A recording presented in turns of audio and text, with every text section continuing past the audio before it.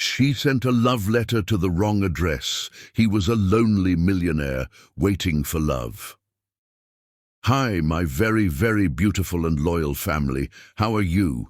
God bless every single one of you.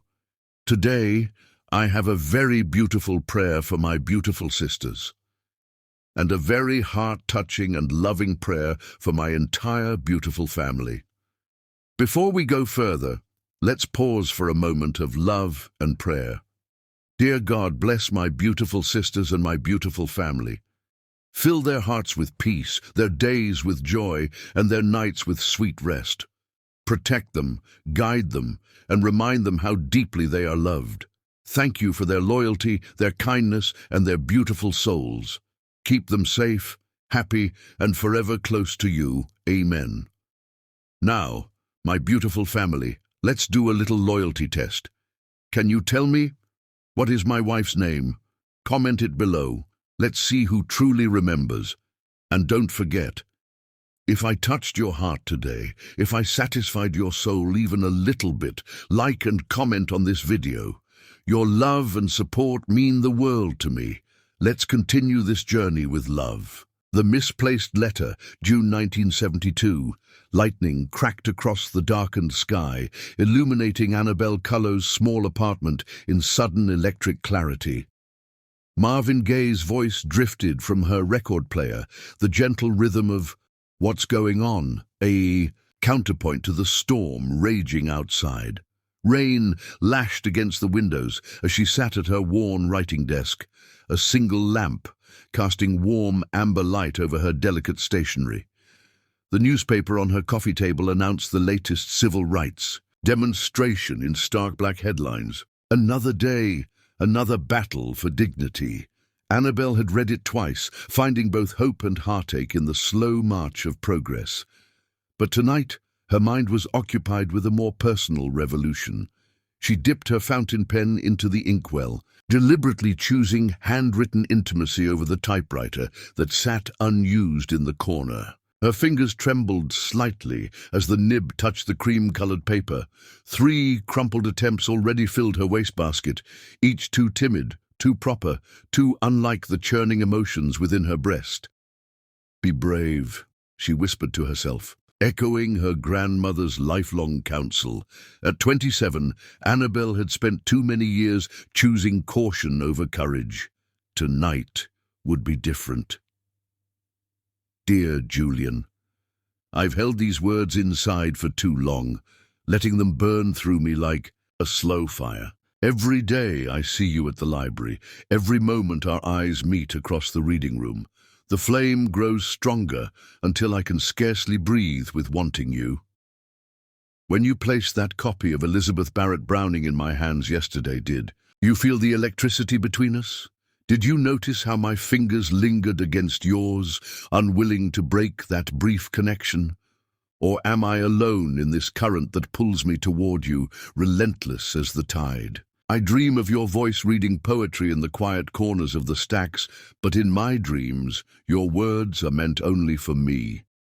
I imagine your hands, those careful hands that treat rare books with such reverence, tracing the curve of my cheek, the line of my neck, teaching me what it means to be touched by someone who sees beyond surfaces.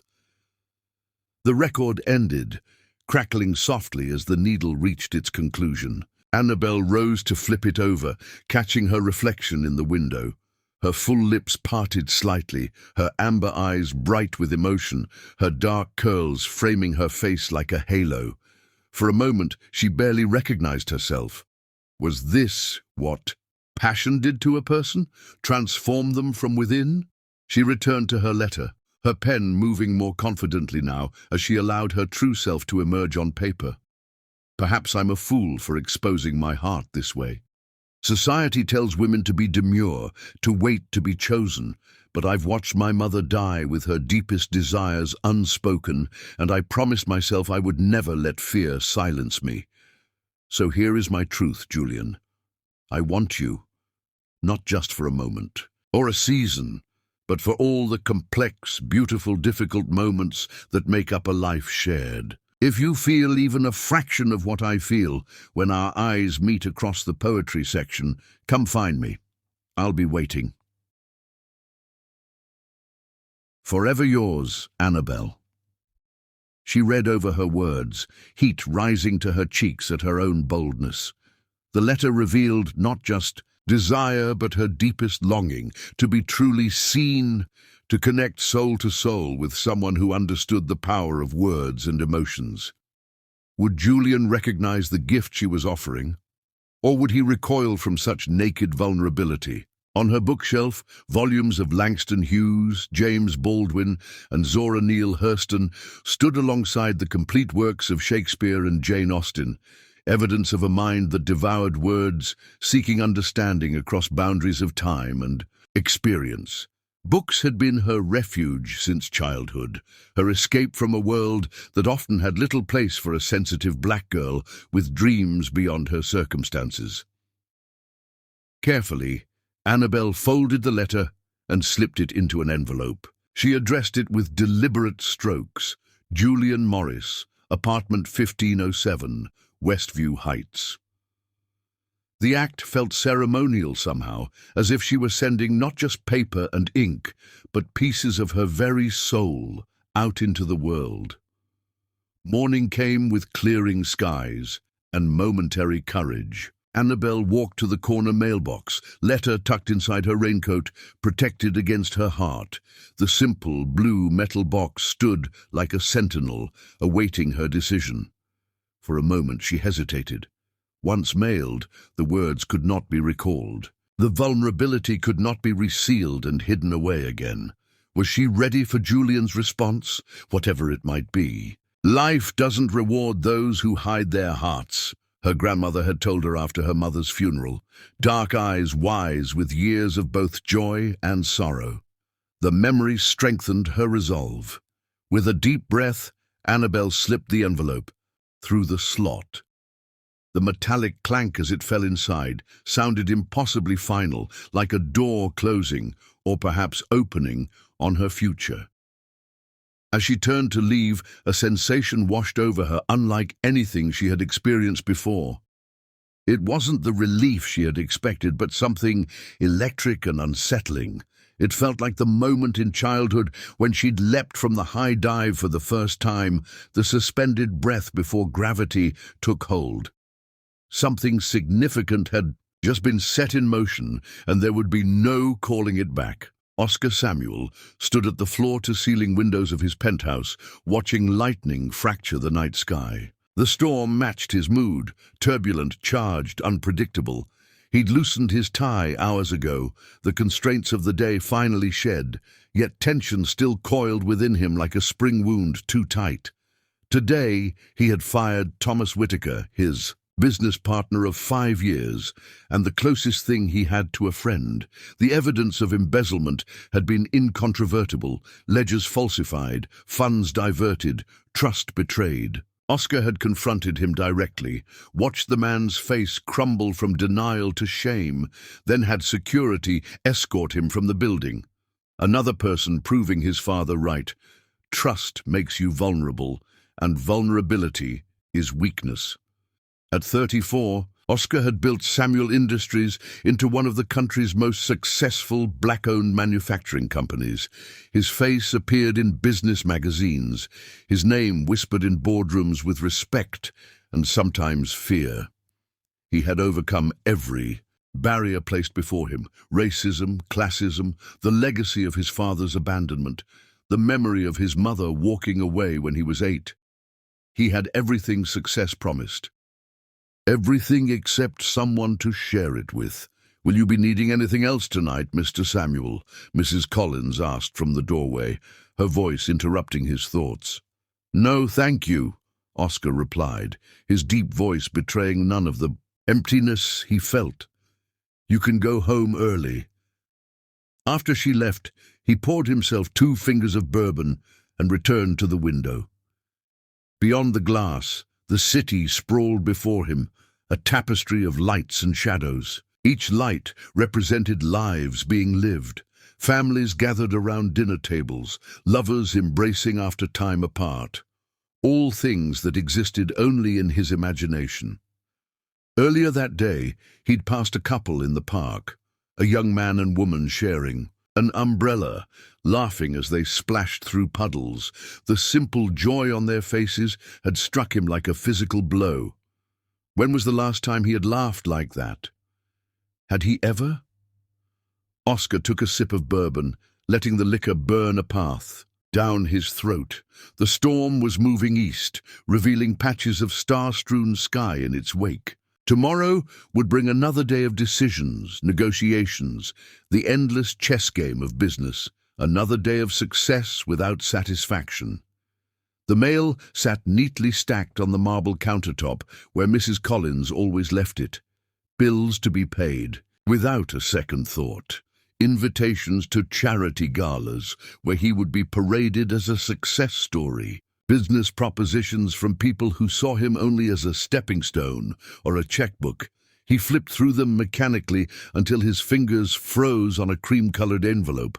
The handwriting was distinctly feminine, flowing with artistic flourishes. It was addressed to apartment 1507, Westview Heights. His apartment was 1507, but at Skyline Tower, not Westview Heights. Something about the letter made him pause. In his world of typed business correspondence and formal communications, the handwritten address seemed startlingly intimate. He could almost feel the personality behind the pen strokes, confident yet somehow vulnerable. The postal worker had clearly misdelivered it. He should set it aside, have Mrs. Collins return it tomorrow marked wrong address. Instead, he found himself sliding his finger under the seal and carefully opening it. Dear Julian, he should stop reading immediately. This was clearly private correspondence, not meant for his eyes. But something in the opening line, the raw emotion already evident, pulled him forward against his better judgment. I've held these words inside for too long, letting them burn through me like a slow fire. Oscar sank into his leather armchair, bourbon forgotten. The letter was like nothing he had ever read, passionate, poetic, achingly honest. This unknown woman wrote of desire without artifice, of longing without games. She described the way this Julian's voice affected her, how she imagined his touch would feel against her skin, how she dreamed of sharing not just physical connection, but the deeper intimacy of minds aligned. By the third page, Oscar realized he was breathing rapidly, his heart racing as if he had run miles. He felt flushed, his skin warm despite the air conditioning that kept the penthouse at a perfect 72 degrees. He hadn't felt this alive in years, perhaps ever. The letter awakened something primal in him, a hunger not just for physical intimacy, but for the kind of soul-bearing honesty this woman offered so bravely to her Julian. The final paragraph hit him like a physical blow, her words about refusing to let fear silence her resonating in chambers of his heart he'd long ago sealed shut. Her signature, "Forever yours, Annabelle," seemed to leap from the page with vitality and promise. "Annabelle," he whispered, testing the sound of her name in the quiet room. His finger traced the elegant script of her signature, feeling an inexplicable connection to this woman he had never met. This woman who had accidentally bared her soul to him instead of her intended. Lightning flashed again outside his window, illuminating his reflection in the glass. He hardly recognized himself, the controlled, composed businessman replaced by someone with flushed cheeks and bright eyes, someone awakened and disarmed by words meant for another. Oscar returned to his chair, reading the letter again more slowly, savoring each phrase, each admission, each poetic turn. By the time he finally set it down, dawn was breaking over the city, painting the sky in shades of pink and gold. He hadn't stayed up all night since college, yet here he was, sleep forgotten, captivated by a stranger's heart, spilled onto paper. Carried the letter to his bedroom, carefully placing it in the drawer of his nightstand, next to the small, worn volume of poetry that had belonged to his mother, the only memento he had kept of her. As he finally lay down to sleep, Oscar realized he was smiling, something warm and unfamiliar blooming in his chest. For 3 days, the letter consumed his thoughts. He carried it with him in his breast pocket, the paper growing soft from repeated handling. During meetings, his mind would drift to Annabelle's words. What did she look like? What was her voice like when she spoke of passion? How could this Julian possibly deserve such raw, beautiful honesty? On the 3rd night, Oscar sat at his desk, not the imposing mahogany one in his home office, but a smaller writing table in his bedroom that had belonged to his grandmother, the only person who had ever truly loved him. He pulled out his personal stationery, cream-colored paper he had never used, embossed simply with his initials. His pen hovered above the page as doubt assailed him. This was madness. He should forget the letter, forget this Annabelle. This wasn't. His world, raw emotion, poetic longings, hearts laid bare, and yet his normally controlled handwriting turned uncharacteristically emotional as the words finally came. Dear Annabelle, your letter arrived at my address by mistake. I am not Julian, and this is not Westview Heights. The postal carrier misdelivered your beautiful words to a stranger. I should have stopped reading the moment I realized the error. I did not. For that invasion of your privacy, I sincerely apologize. I write not just to correct this mistake, but because your words have haunted me since they arrived 3 days ago. In a lifetime of carefully constructed walls and measured responses, I have never encountered such naked honesty, such brave vulnerability. Your letter made me feel alive in a way I haven't in years, perhaps ever. It awakened something I've kept buried so deeply I'd forgotten it existed. I have no right to ask anything of you, but if you could find it in your heart to write again, not words of love for Julian, but perhaps words of understanding for a man who has forgotten how to feel, I would be forever grateful. With deepest respect, Oscar Samuel. He sealed the envelope. Before he could reconsider, addressing it to the return address on her letter. Tomorrow, he would mail it himself rather than sending it with his business correspondence. As he placed the letter on his nightstand, Oscar realized his hands were trembling slightly. For the first time in longer than he could remember, he felt something piercing through the numbness that had become his constant companion, something dangerous and beautiful. Chapter 2. An unexpected reply. The morning sun filtered through Annabelle's gauzy curtains, painting golden patterns across her modest apartment. She sorted through her mail with casual interest until her fingers touched an unfamiliar cream-colored envelope. The paper was thick, expensive, nothing like the simple stationery she used for her own letters. Her heart leapt at the masculine handwriting. Had Julian responded already? But the return address wasn't from Westview Heights. Instead, it came from Skyline Tower, that gleaming monument to success downtown where the city's elite resided. Annabelle sank into her reading chair, a hand-me-down from her grandmother that had comforted 3 generations of color women. She carefully opened the envelope with trembling fingers, unfolding a letter bearing embossed initials. O.S. Her stomach plummeted as she read the first paragraph. Heat crawled up her neck, settling in her cheeks like wildfire. Her letter, her vulnerable, passionate confession, had never reached Julian at all. Instead, it had fallen into a stranger's hands. "Oh my God," she whispered, covering her mouth. Mortification washed over her in waves. She forced herself to continue reading, expecting mockery or perhaps lecherous comments. Instead, she found something unexpected, a response filled with honesty and surprising vulnerability. This man, Oscar Samuel, seemed genuinely moved by her words. His tone was respectful, almost reverent, as he described how her letter had awakened something in him. The records of Nina Simone she'd been playing fell silent, leaving the apartment quiet except for the pounding of her heart. She reread his letter, trying to understand who this Oscar Samuel might be. His name tugged at her memory. Annabelle moved to the small bookshelf where she kept old magazines. After a moment of searching, she pulled out a business publication her former roommate had left behind. There on page 27 was a profile of Oscar Samuel, founder and CEO of Samuel Industries. The photograph showed a striking black man with penetrating dark eyes and a serious expression that hinted at depths. Carefully guarded. "Of all the people," she murmured, studying his face. According to the article, he had built his company from nothing, overcoming significant barriers to become one of the most successful black businessmen in the city.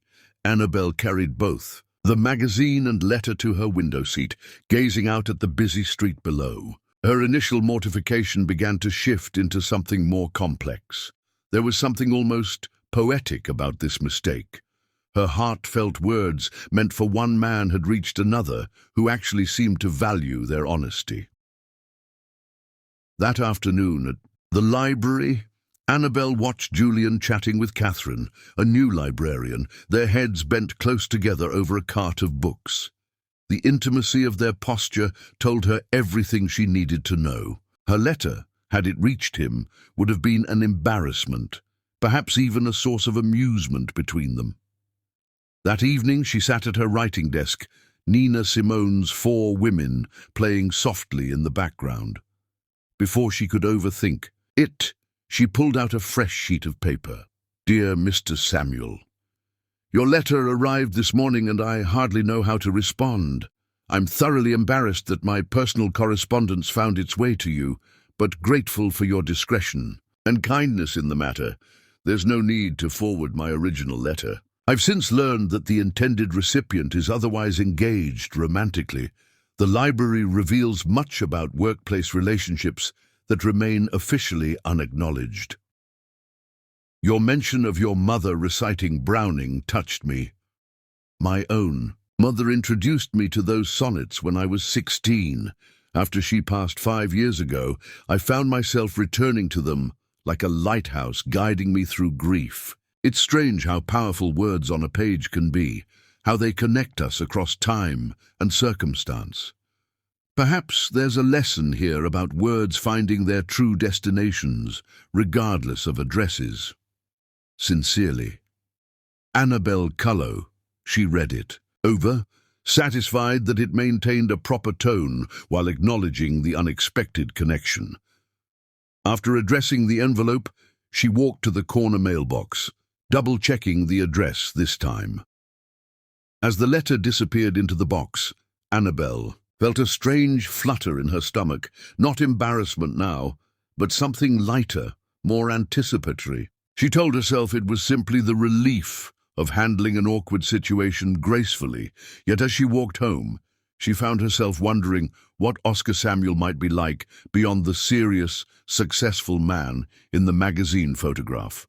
What kind of person was moved so deeply by a stranger's letter? Who was he when business suits were shed and masks lowered? Questions without answers, or so she thought. Oscar's secretary Margaret had worked for him for 7 years. In that time, she had never seen him distracted until today. Twice he had asked her to repeat information. 3 times she had caught him staring at the window rather than reviewing contracts. And most telling of all, he had checked his personal mail in the middle of the afternoon, something he normally saved for evenings at home. Oscar himself couldn't explain his distraction. 5 days had passed since he'd sent his response to Annabelle. 5 days of wondering if she would write back, if she would be horrified by his intrusion, if the brief connection he'd felt reading her words was entirely one-sided. When Margaret entered his office with the afternoon mail, his eyes immediately caught the cream-colored envelope on top of the stack.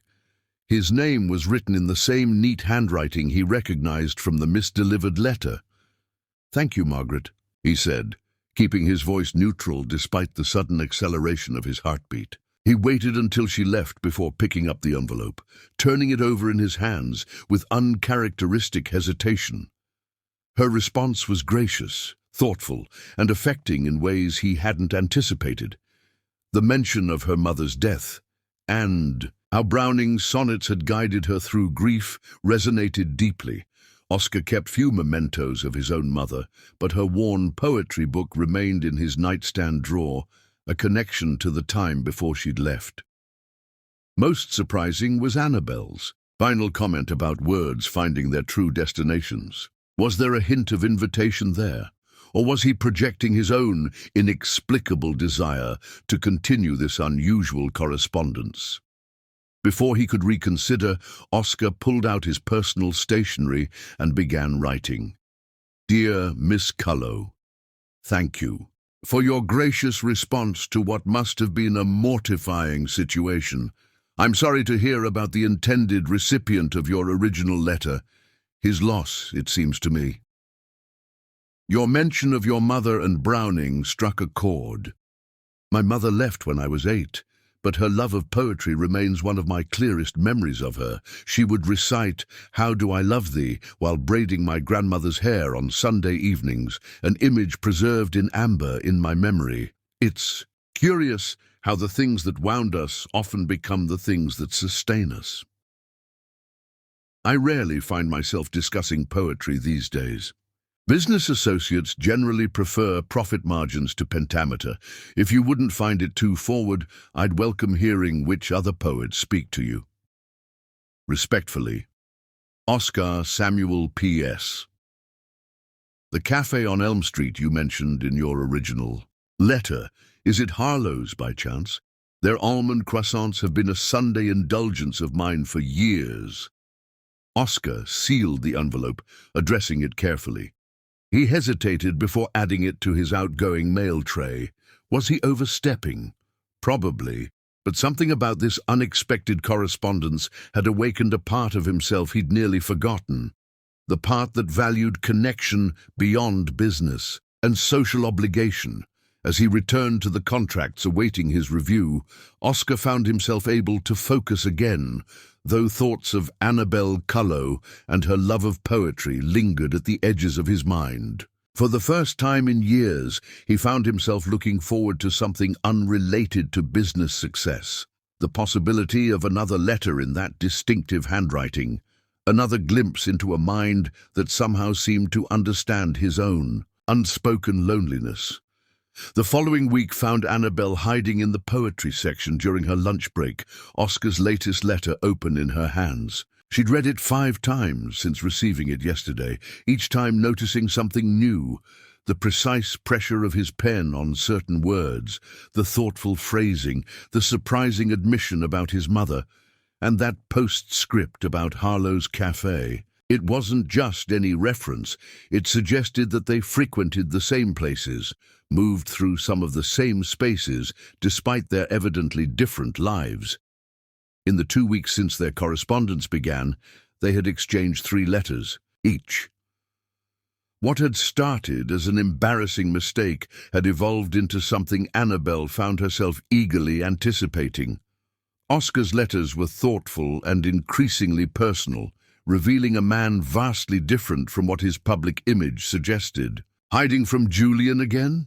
Her colleague Diane whispered, peering around the bookshelf with knowing eyes.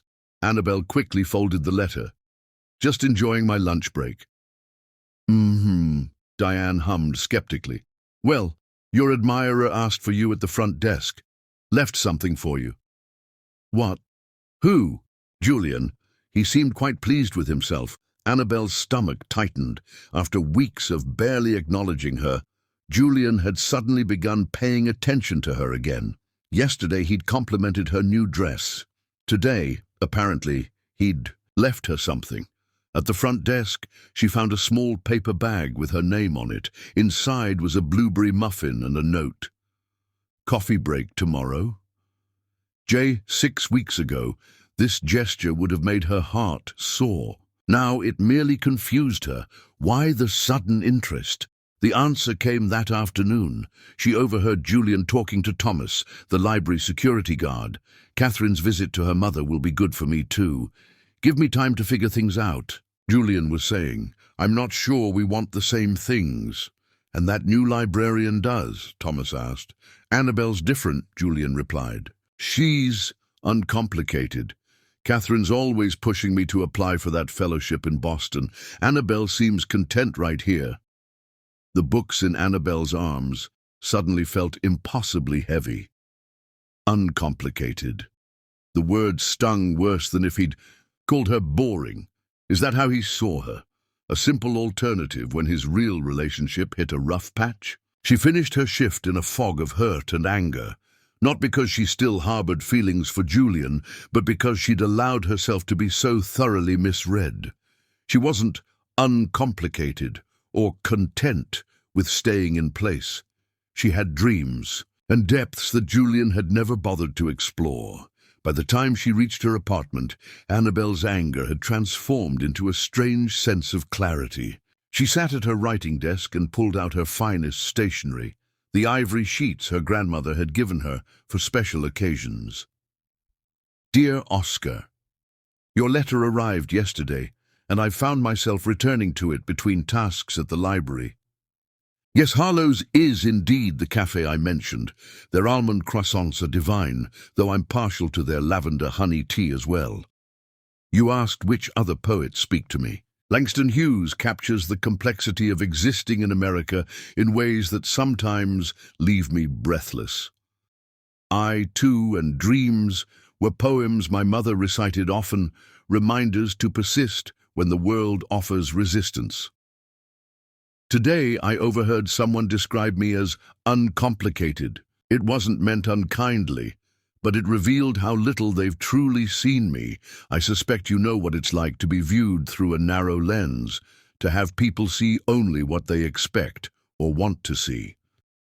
In your letters, brief as they've been, you've asked more about my thoughts and feelings than this person has in months of daily interaction. Strange, isn't it? How sometimes strangers can see us more clearly than those we meet every day. I find myself wondering what you're like beyond your letters. Does your voice match the thoughtfulness of your written words? Do you laugh often? What does Sunday morning look like in your world? If I'm overstepping, please forgive me. There's a freedom in writing to someone who exists for now only on paper. Yours in correspondence. Annabelle. She sealed the envelope, surprised at her own boldness. Tomorrow she would mail it before her courage failed. Oscar stood by his office window, rain streaming down the glass as he read Annabelle's latest letter for the third time. Each reading revealed new layers: her quiet defiance at being underestimated, her insights into poetry, and most surprising, her curiosity about him as a person. In the 3 weeks since this unusual correspondence began, Oscar had found himself looking forward to her letters with an eagerness that both puzzled and energized him. Their exchanges had progressed from polite acknowledgements to something deeper, discussions of literature, snippets of their daily lives, and increasingly personal reflections. Annabelle wasn't just well-read, she was perceptive and thoughtful in ways that challenged him. She didn't see him as a business success or a social connection. She saw him as a person with thoughts and feelings worth exploring. That evening, in the quiet of his penthouse, Oscar sat at his grandmother's writing desk. Rain continued to drum against the windows as he began his reply, the words flowing more easily than they ever had. "Dear Annabelle, your letter found me on a rainy Tuesday that had, until then, been filled with contracts and compromises. Your words were a welcome respite.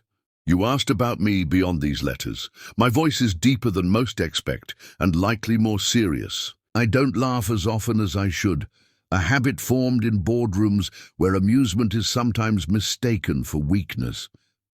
But when something genuinely amuses me, I've been told my laugh is surprisingly boyish.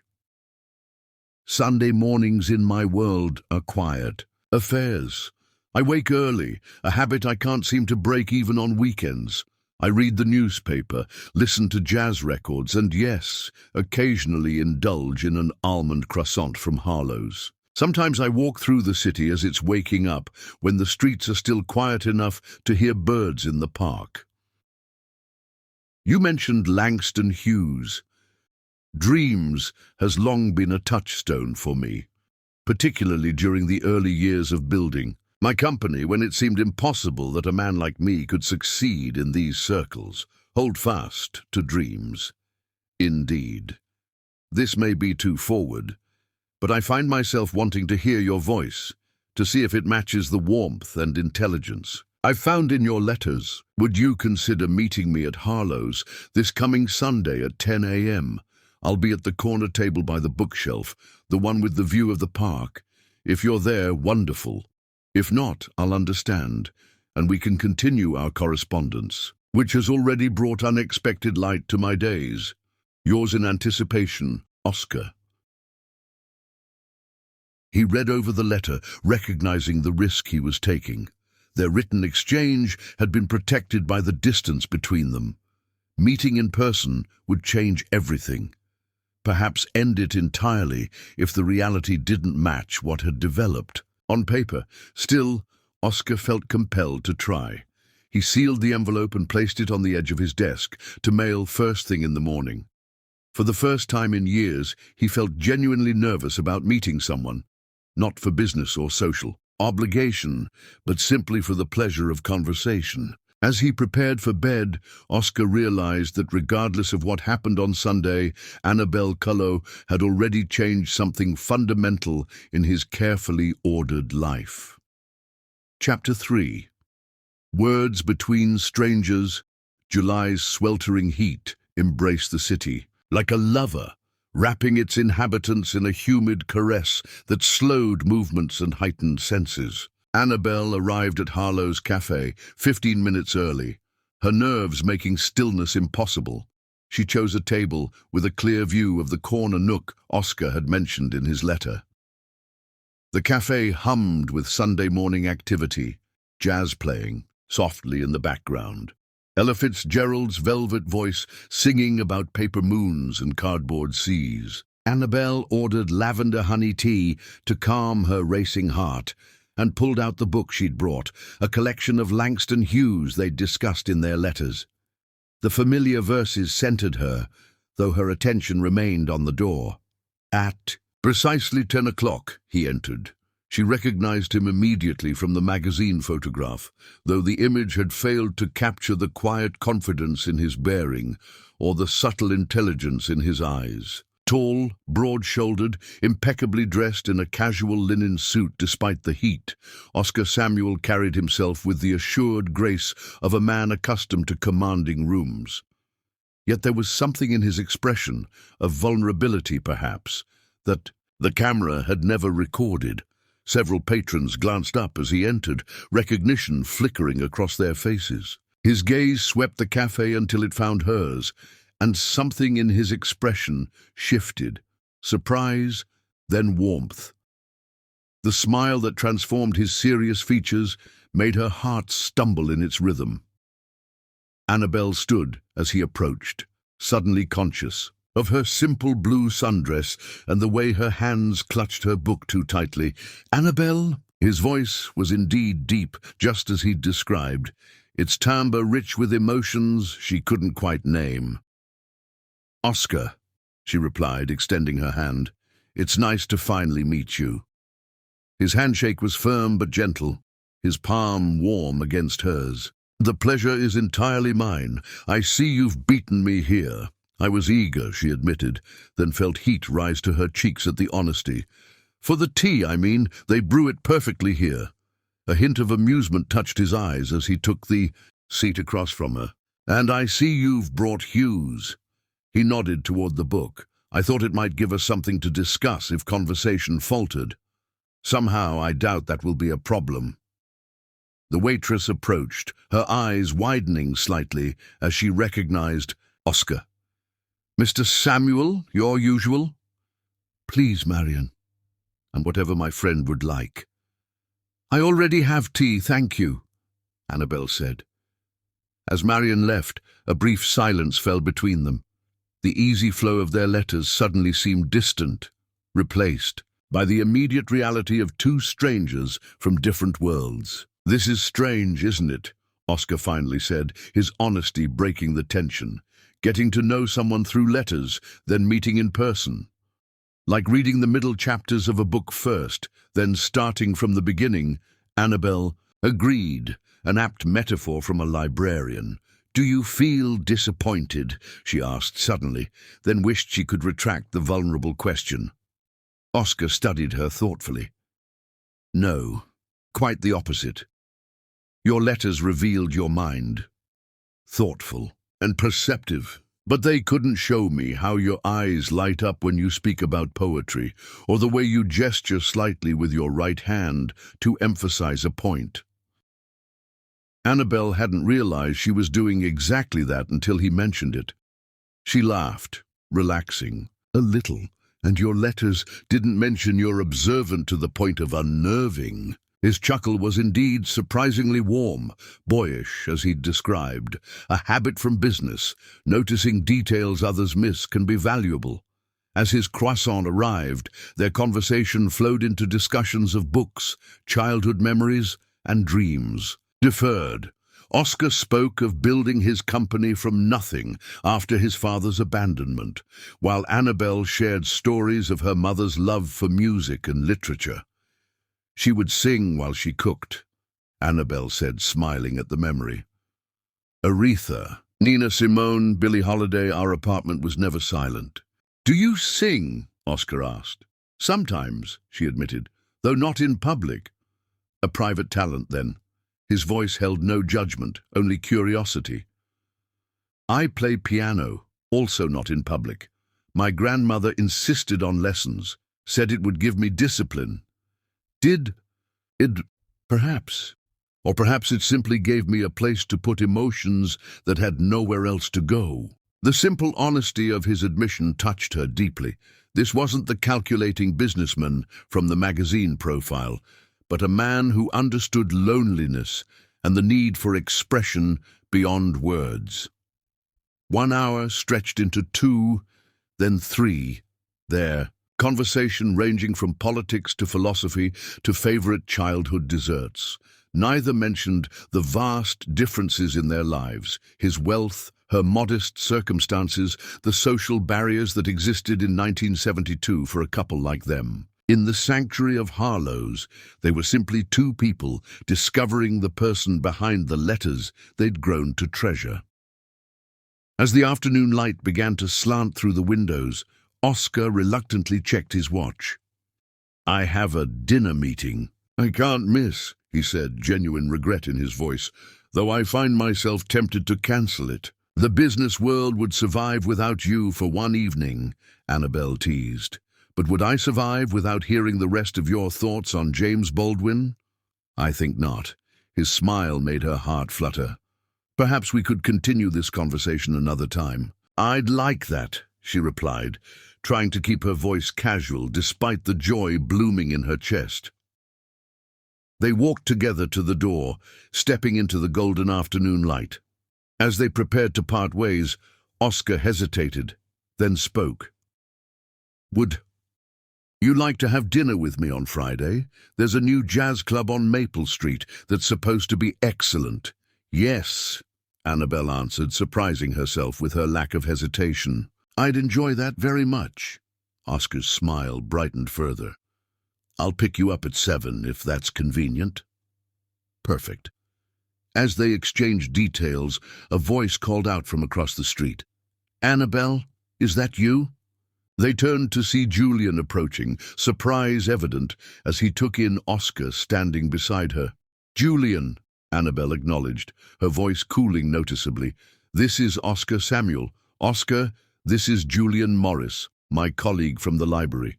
Recognition flashed in Julian's eyes. "The businessman? I've seen your picture in the paper." He extended his hand, which Oscar shook briefly. "Pleasure," Oscar said, his expression revealing nothing. "I didn't know you two were—" Julian trailed off, looking between them. "Friends," Annabelle supplied. "We share an interest in poetry." Julian laughed as if she'd made a joke. "Poetry? Really?" He turned to Oscar. Wouldn't have guessed that about you. There's a great deal people don't guess about me, Oscar replied.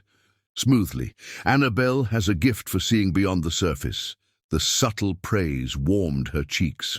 Well, Julian said, clearly uncomfortable, I should let you get back to your poetry discussion. See you Monday, Annabelle. As Julian walked away, Annabelle released a breath she hadn't realized she was holding. So that's Julian, Oscar observed quietly. That's Julian, she confirmed, the intended recipient of my wayward letter. The man who thinks you're uncomplicated, Oscar remembered. He couldn't be more wrong. The simple validation in his words meant more than elaborate compliments from others ever had. Annabelle smiled up at him, struck by how comfortable she felt in his presence, despite the brevity of their acquaintance. Until Friday, then, Oscar said, his eyes lingering on hers a moment longer than necessary. Until Friday, she echoed as she watched him walk to his car, a sleek, understated luxury sedan. Annabelle realized that their letters had built a foundation stronger than she'd imagined. Their written words had allowed them to know each other's minds before meeting, creating a connection that transcended the usual awkwardness of new acquaintances. She walked home through the summer streets, replaying their conversation in her mind. The way he listened, truly listened when she spoke, the intelligent questions he asked, the respect in his eyes when she challenged one of his opinions about Baldwin's latest work. For the first time since receiving his initial response to her misdirected letter, Annabelle allowed herself to acknowledge the truth. She was falling for a man she'd never intended to meet, a man who existed worlds away from her own, yet somehow felt more familiar than anyone she'd ever known. The thought should have frightened her. Instead, it filled her with a curious lightness, as if she'd finally set down a weight she hadn't realized she'd been carrying. The weeks that followed transformed both their lives. Friday dinner at the jazz club led to Sunday walks in the park, weeknight phone calls that stretched past midnight, and letters that continued despite their frequent meetings, some thoughts still easier to express on paper than in person. August brought record heat and a deepening connection. Oscar found himself sharing confidences he'd never revealed to anyone. His fear that success had cost him the ability to connect with others, his doubts about his worth beyond his achievements. Annabelle confided her dreams of writing professionally someday, her struggle with being the only black woman in her library science program, her fears that she might never create something lasting. Their different worlds began to intertwine. Oscar attended a poetry reading at the library, sitting quietly in the back, his presence both surprising and gratifying to Annabelle. She joined him for a business dinner where his associates clearly wondered at his companion, but were too polite to question her presence at his side. Each encounter revealed new facets of the other: Oscar's unexpected dry humor, Annabelle's passionate defense of underfunded library programs, his talent for remembering details she mentioned in passing, her ability to see through his professional facade to the moments when he felt uncertain. One evening, walking through the park as fireflies created constellations in the gathering dusk, Oscar stopped beneath an ancient oak tree. "I have something for you," he said, reaching into his pocket. Annabelle watched curiously as he withdrew a small, flat package wrapped in brown paper. "What's this?" "Open it," he encouraged. Inside was a first edition of Langston Hughes's The Weary Blues, a treasure she'd mentioned once wanting to find. "Oscar," she breathed, running her fingers reverently over the cover. "How did you—" "I have connections with several rare book dealers," he said, watching her face with evident pleasure. "When you mentioned it was your mother's favorite collection." Annabelle looked up at him, her eyes bright with emotion. "Thank you. This means more than I can express." "You don't need to express it," he said softly. "I can see it in your eyes." Something shifted between them in that moment, a boundary dissolving, a possibility opening. By unspoken mutual consent, they began walking again, their hands finding each other naturally, fingers intertwining as if they'd done this 100 times before. It was a small gesture, one that would raise eyebrows if noticed by others. But in that moment, it felt like the most natural thing in the world. Two people who had met through words on paper, now connected by touch, walking together into an uncertain but promising future. Chapter 4. First meeting. Annabelle stood before her bedroom mirror, a small pile of discarded dresses on her bed. The ivory sheath dress she wore, purchased for her cousin's wedding last year, was the finest she owned, yet even it seemed inadequate for tonight's occasion. Oscar had invited her to dinner at Le Cirque, one of the most exclusive restaurants in the city where important business deals were made, and society's elite dined beneath crystal chandeliers. "This is ridiculous," she murmured, touching the gold hoop earrings her mother had left her. "He's seen me in ordinary clothes plenty of times." But this felt different. A month had passed since their correspondence had transformed into a relationship. Neither had anticipated. Their Sunday meetings at Harlow's, evening walks, and frequent phone calls had created a connection that deepened with each encounter. Yet tonight marked their first venture into Oscar's world, rather than the neutral territories they'd frequented thus far. The telephone rang, startling her from her thoughts. "Child, are you still fussing with your hair?" Her grandmother's warm voice came through the line. "That young man will be there any minute. How did you know I raised you, remember? I know your ways." The affectionate understanding in Eleanor's tone made Annabelle smile. "Now listen to me. You look beautiful in anything, but especially when you stop worrying about looking beautiful. It's just—" Annabelle hesitated. "His world is so different, Grandma." "People are people underneath all that shine," Eleanor replied. "And if he can't see past fancy restaurants and recognize the treasure you are, then he doesn't deserve your time anyway." After promising to visit Sunday for dinner, Annabelle hung up, her grandmother's wisdom settling her nerves. She finished her preparations with renewed confidence, pinning a section of her curls back while letting the rest frame her face naturally. When the doorbell rang precisely at 7, Annabelle took a deep breath and opened the door. Oscar stood, there in a perfectly tailored charcoal suit, a subtle contrast to his usual business attire.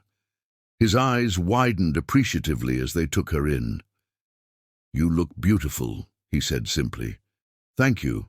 She smiled, noticing the single yellow rose in his hand. "For you," he said, offering it. "I remembered you mentioned they were your favorite." The thoughtful gesture touched her deeply. He'd been listening, truly listening, when she spoke of small, personal things. Oscar's car, a sleek, understated luxury sedan, waited at the curb. As he held the door for her, Annabelle felt a flutter of anxiety. They'd spent hours talking in the casual atmosphere of Harlow's, but tonight they were stepping into his world, where differences between them would be more apparent. "Nervous?" Oscar asked as they drove through the city streets, the evening light casting golden hues on the buildings. "A little," she admitted. "Le Cirque isn't exactly my usual dining spot." Oscar's hand found hers, his touch reassuring. "Just remember, everyone there is just a person, no matter how they pretend otherwise. And not one of them can quote Langston Hughes from memory or discuss the merits of Zora Neale Hurston with any real understanding." Annabelle laughed, some tension easing from her shoulders. "You always know exactly what to say." "Only with you," he replied softly. "In board meetings I'm far less eloquent." When they arrived at the restaurant, the maître d' greeted Oscar by name, leading them to a secluded table with a view of the garden. Annabelle was conscious of the glances they received, curious, assessing, some disapproving. A black couple. In such an establishment was uncommon enough in 1972. A black couple with such an evident disparity in social status was even more remarkable. Oscar seemed oblivious to the attention, his focus entirely on her as he recommended dishes and shared stories of previous business dinners that had gone comically wrong. By the time their appetizers arrived, Annabelle found herself relaxing, caught up in the warm bubble of connection they always created together.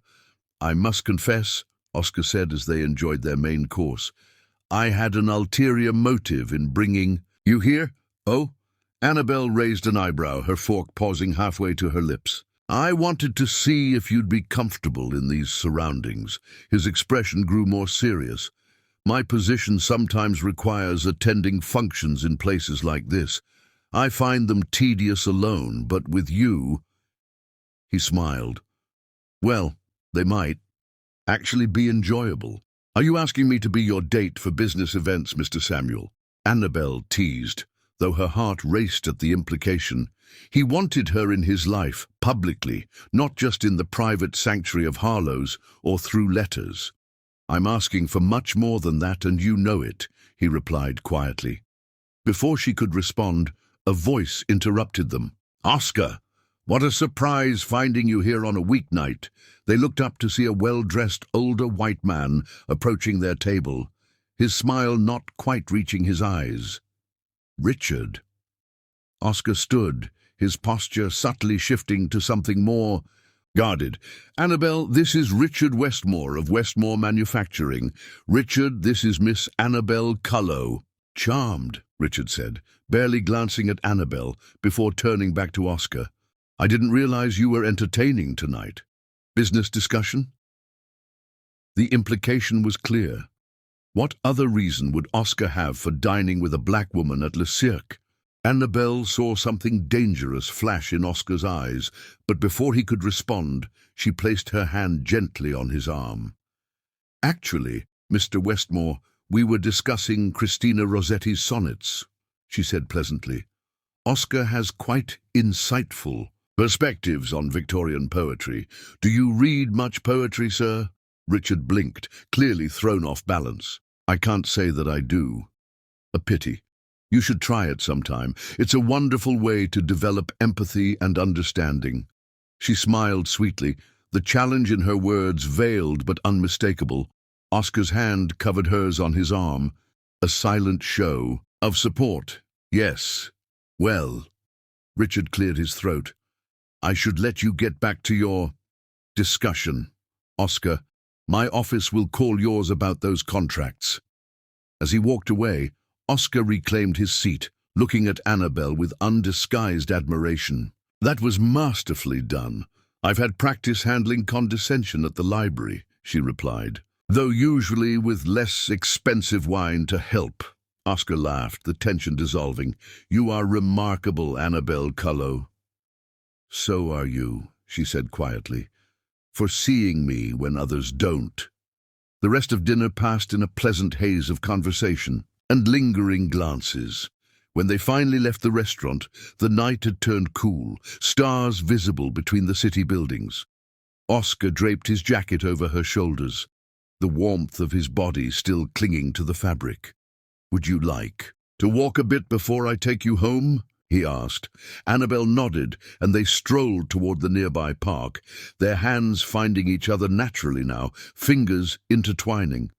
In the quieter darkness of the tree-lined path, the city seemed to recede, leaving just the two of them.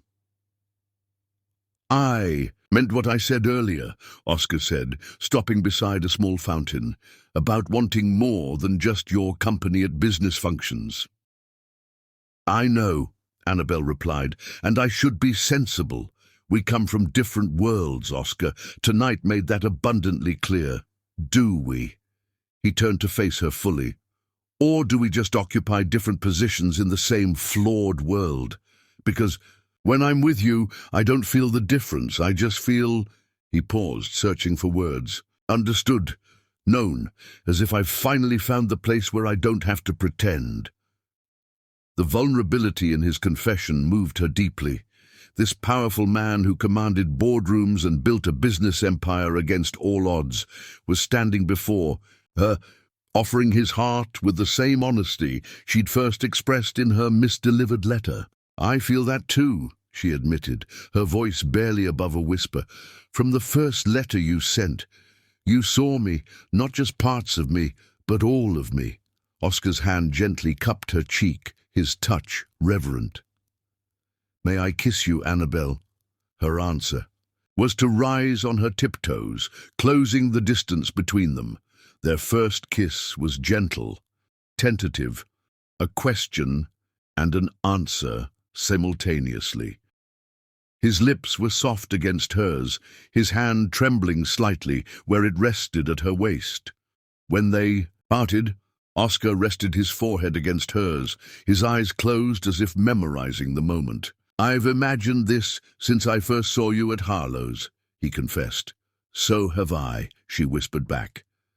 Their second kiss deepened, passion rising between them like a tide.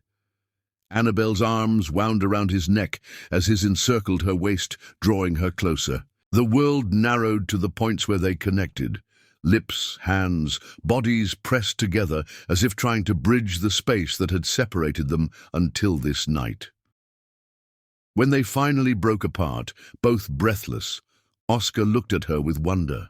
I'm falling in love with you, Annabelle Cullow, he said, the words both a confession and a promise, against all logic, against all my carefully constructed plans for my life. And I've never been happier about being completely derailed. Annabelle laughed softly, joy bubbling up within her.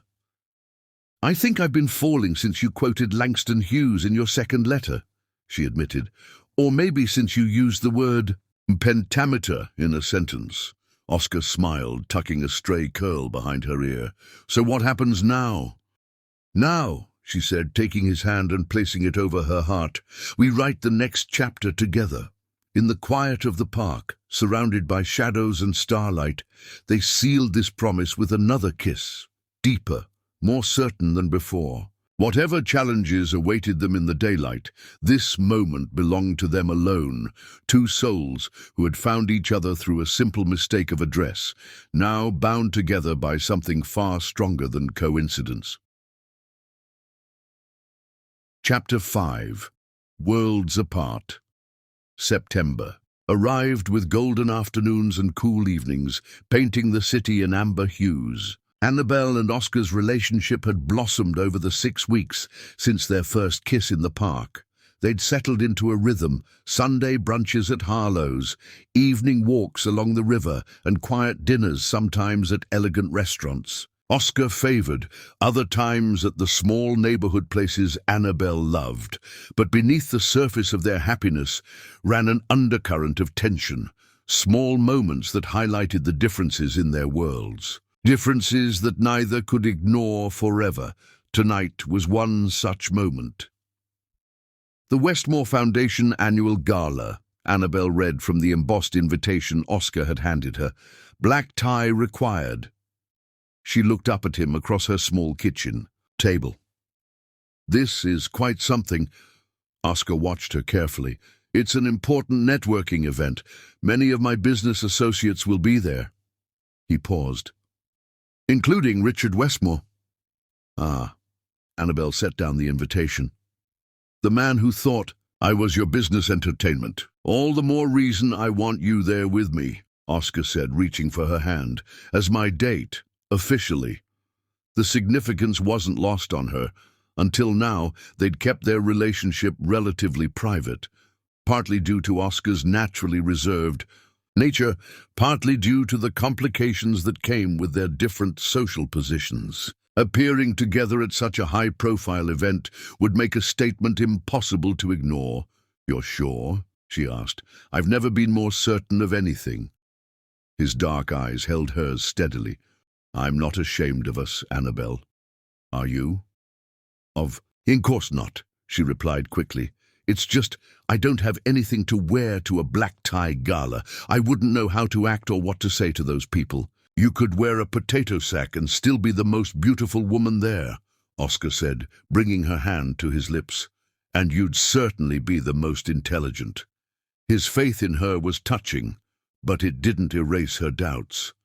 I don't want to embarrass you Oscar's expression grew serious.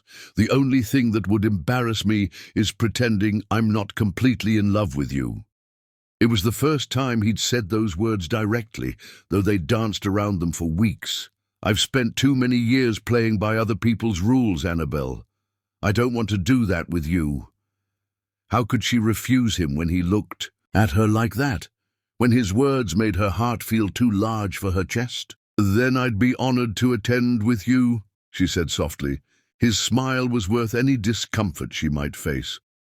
I'll pick you up at 7 on Saturday. After Oscar left, Annabelle sat at her table for a long time, staring at the invitation. The gala was in 5 days. She had nothing suitable to wear, no jewelry beyond her mother's modest gold earrings, no idea how to navigate a room full of the city's elite.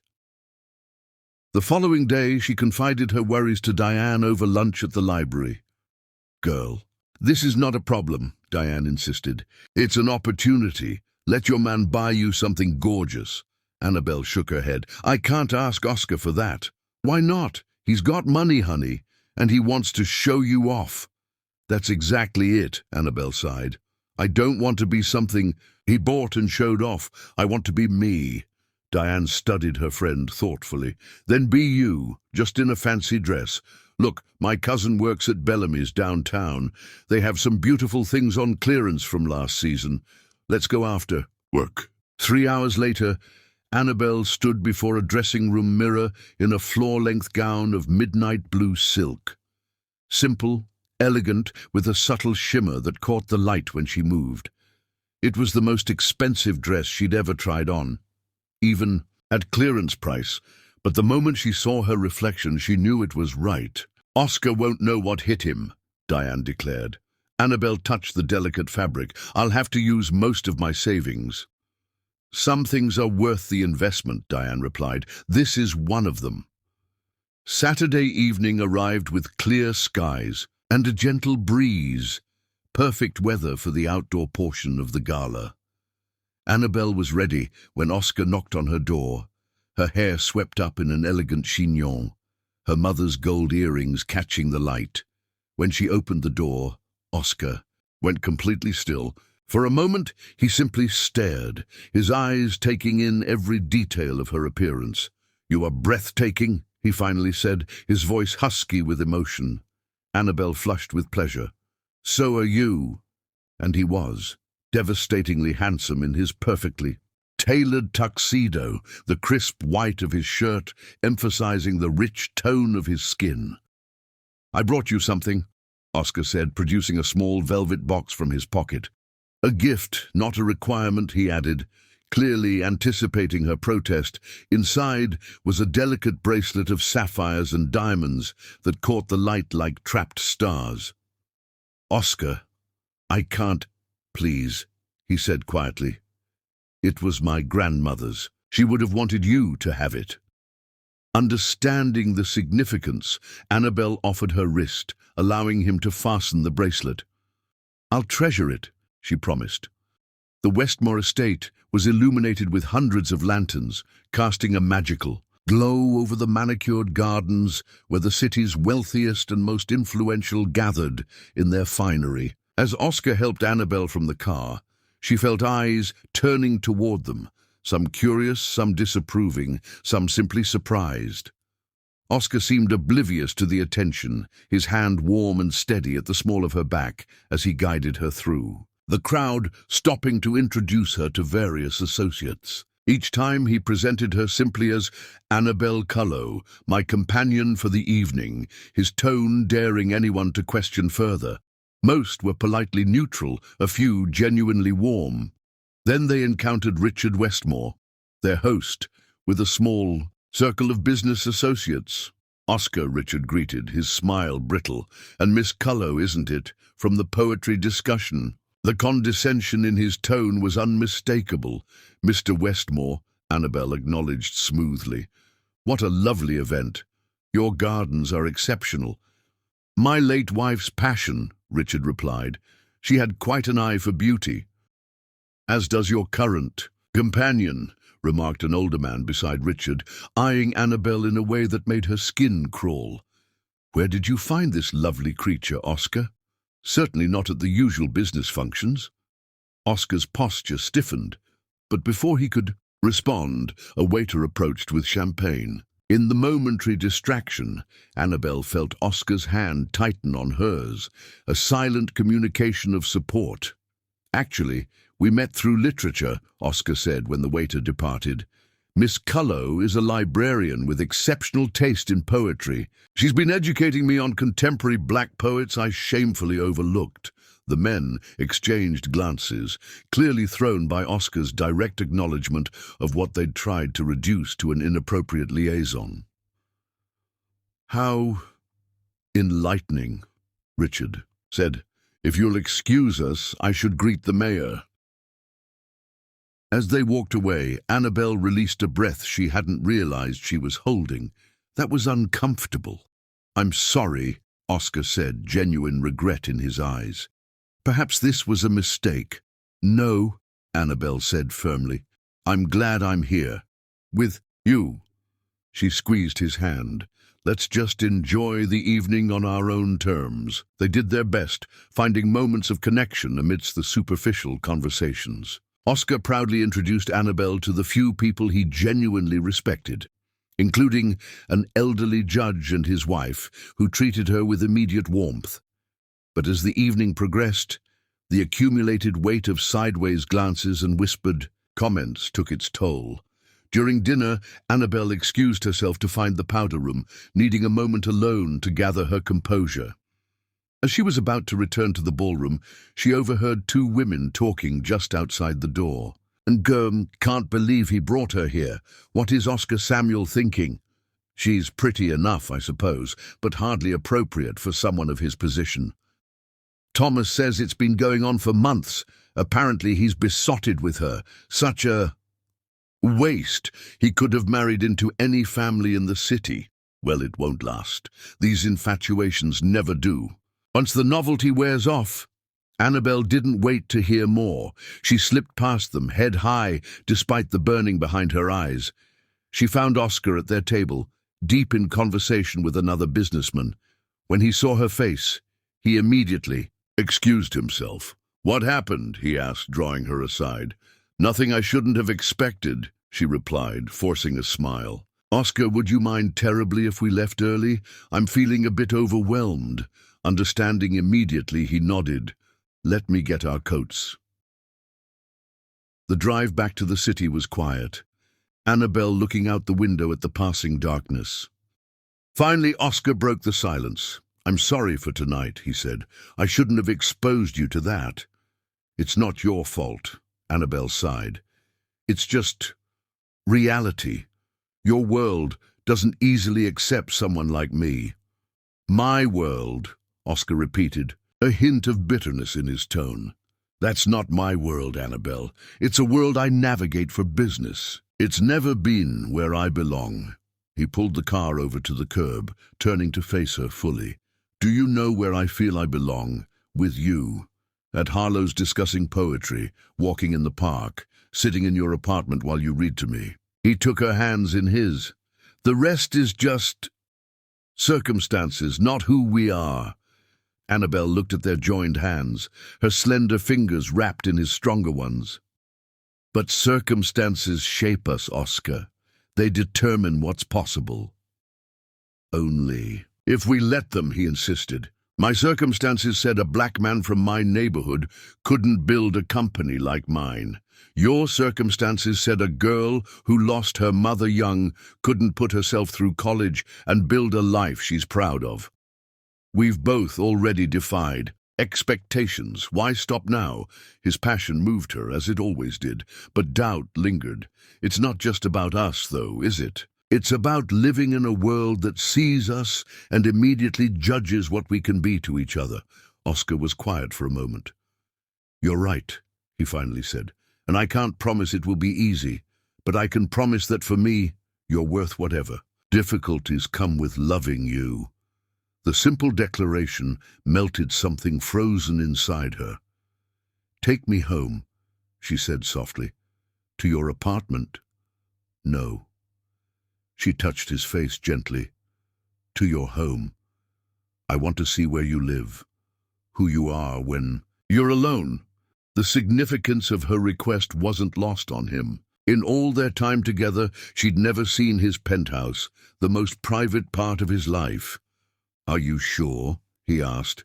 She nodded. "I want to understand all of you, Oscar, not just the parts that fit comfortably in my world." 20 minutes later, they stood in the private elevator ascending to the top floor of one of the city's most prestigious addresses. Annabelle's heart raced with both nervousness and anticipation. This was crossing another threshold in their relationship, seeing the space where Oscar was truly himself. The elevator opened directly into his penthouse, revealing a spacious, minimally furnished living area with floor-to-ceiling windows overlooking the glittering cityscape. Everything was elegant, expensive, and impersonal, like a photograph from an architectural magazine rather than a home. "It's beautiful," Annabelle said, moving toward the windows. "The view is breathtaking." "It's just a place I sleep," Oscar replied, removing his bow tie. "It's never really felt like home." Annabelle wandered through the apartment, noting the absence of personal touches. No family photos, no mementos, nothing that revealed the man who lived there. Except, she realized, for one room. The small study off the main bedroom contained a wall of books, a comfortable reading chair, and his grandmother's writing desk, which she recognized from his descriptions. This was where he kept her letters, where he wrote to her by hand in an age of typewriters and telephones. "This is the only room that feels like you," she said when he joined her. "It's where I think of you," he admitted, standing behind her. "Where I read your words and write mine." Annabelle turned to face him, reaching up to touch his face. "Thank you for sharing this with me." "Thank you for wanting to see it," he replied. "Even after tonight." "Especially after tonight," she corrected. "I needed to remember that we're more than what others see when they look at us." Oscar's arms encircled her waist, drawing her closer. "What do you see when you look at me, Annabelle?" "I see a man who finds beauty in poetry and strength in vulnerability," she whispered. "A man who could have anyone, but somehow wants me." His lips met hers with unexpected urgency, all the tension of the evening channeled into desire. Annabelle responded with equal fervor, her hands slipping inside his jacket to feel the warmth of him through his shirt. "Stay with me tonight," Oscar murmured against her neck. Annabelle pulled back slightly to meet his gaze. This was another threshold, one she'd never crossed with any man. But looking into Oscar's eyes, seeing the love and desire there, she knew with absolute certainty that she wanted this, wanted him. "Yes," she said simply.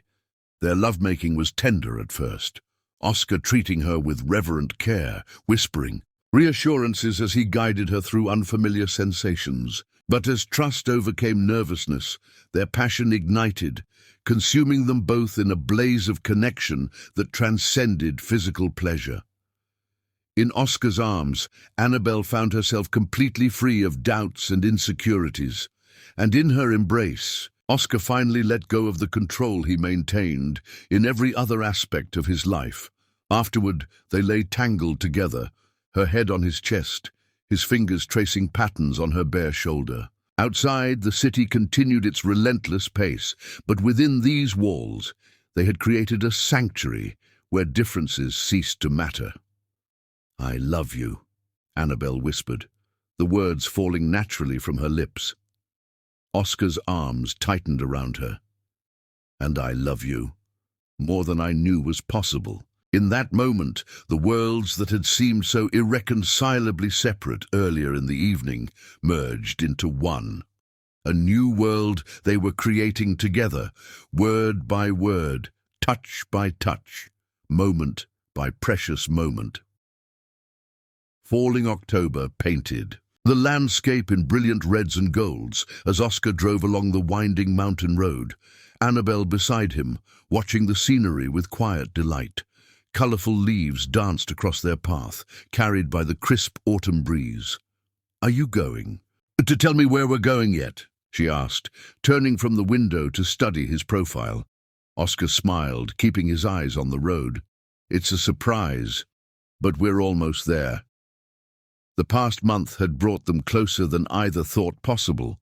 Since the night Annabel had stayed at Oscar's penthouse, something fundamental had shifted between them. Barriers had fallen, allowing a deeper intimacy to flourish.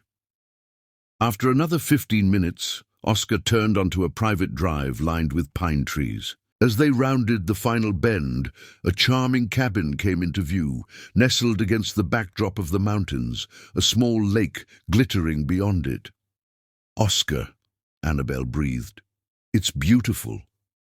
"It was my grandmother's," he explained, parking beside. "The cabin, the only thing she owned that my father couldn't touch after she died. I've kept it exactly as she left it." Inside, the cabin was warm and inviting, rustic wooden furniture, handmade quilts, walls lined with bookshelves. So different from Oscar's sleek, impersonal penthouse. "This feels like you," Annabel said, running her fingers along the spines, "of well-loved books. The real you." "It's the only place I've ever felt completely myself," Oscar admitted, setting down their bags.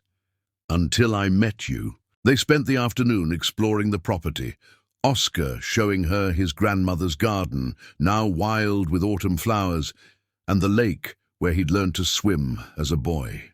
As evening approached, they prepared dinner together in the small kitchen, moving around each other with easy familiarity. Over dinner before the fire, their conversation turned to the future. "I've been thinking," Oscar said quietly, his fingers playing with the stem of his wineglass. "My lease at Skyline Tower ends in December. Are you considering moving?" Annabel asked, surprised. "I'm considering us," he replied, meeting her gaze steadily. "That penthouse has never been a home, just somewhere I keep my things. I want a real home, Annabel, with you." Her heart raced at the implication. "Are you asking me to move in with you?" "I'm asking if you'd consider finding a place together," he clarified. "Not my world or yours, but something that could be ours. Maybe a brownstone in that neighborhood between the library and my office, the one with the tree-lined streets you love so much." The suggestion took her breath away. It wasn't just about sharing space. It was about creating a life together, building something permanent. "People would talk," she said, though without real concern. "People already talk," Oscar replied with a smile. "Let them. I don't care anymore." Annabel thought about her small apartment with its overflowing bookshelves and cozy corners. She'd made it her own after her mother's death, a safe harbor during grief. The idea of leaving it stirred a momentary sadness, but looking at Oscar, at the love and hope in his eyes, she knew that home wasn't about walls and furnishings. "Yes," she said simply, "I would love to find a place with you." The next morning dawned clear and cold, the world transformed by several inches of pristine snow that had fallen overnight. After breakfast, Oscar suggested they walk down to the lake. Bundled in coats and scarves, they followed the path from the cabin to the shoreline. The scene was magical, sunlight sparkling on the snow-covered trees surrounding the small lake, its surface partially frozen near the edges. "My grandmother used to say that places hold memories," Oscar said, as they stood admiring the view, "that they absorb the joy and sorrow of the people who inhabit them." He squeezed Annabel's hand. "I spent many happy hours here as a boy. Now I want to add our memories to this place." As they continued their walk, the conversation turned to their future together. Neighborhoods they might consider, how they would combine their possessions, how they would handle the inevitable raised eyebrows their relationship would continue to generate. By afternoon, dark clouds had gathered on the horizon, promising more snow. They returned to the cabin to find the temperature inside had dropped considerably. "The heating system is old," Oscar explained, immediately moving to build up the fire. "Sometimes it can't keep up with mountain weather," After checking the furnace, Oscar determined he needed to go into town for supplies before the roads became impassable. Despite Annabelle's offer to accompany him, he insisted she stay where it was warm. "I've been navigating these mountains since childhood," he reassured her. "I'll be back before you know it." As the storm intensified outside, Annabelle busied herself exploring the cabin more thoroughly. She discovered a collection of journals belonging to Oscar's grandmother, beautiful handwritten volumes filled with observations about nature, reflections on teaching, and occasional poems. When Oscar finally returned, snow-covered and carrying several bundles, Annabelle rushed to help him.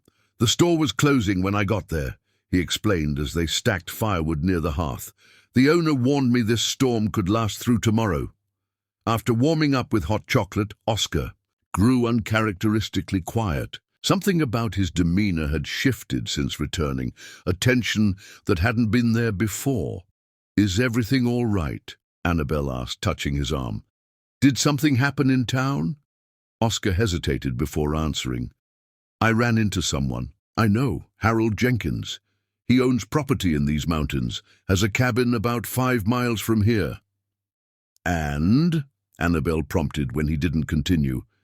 "He's on the board of Jenkins Manufacturing, one of my company's major clients. He made some inappropriate comments about us." "About me being black? About us being together?" Annabelle asked directly. "Both," Oscar admitted. "I told him our relationship wasn't his concern, and that if he had a problem with it, we could dissolve our business arrangement immediately." "Oscar, that contract is worth millions to your company." "I don't care," he said flatly. "I won't do business with someone who disrespects you, disrespects us." The conviction in his voice was both touching and troubling. "You can't throw away business relationships because of me," she argued. "Your company employs hundreds of people who depend on those contracts." "Don't tell me what I can't do," Oscar snapped, his tone sharper than she'd ever heard it.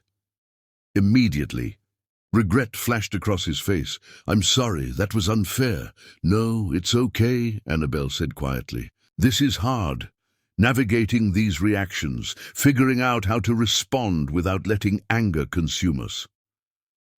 As the storm raged outside, a sliver of doubt crept into Annabelle's heart.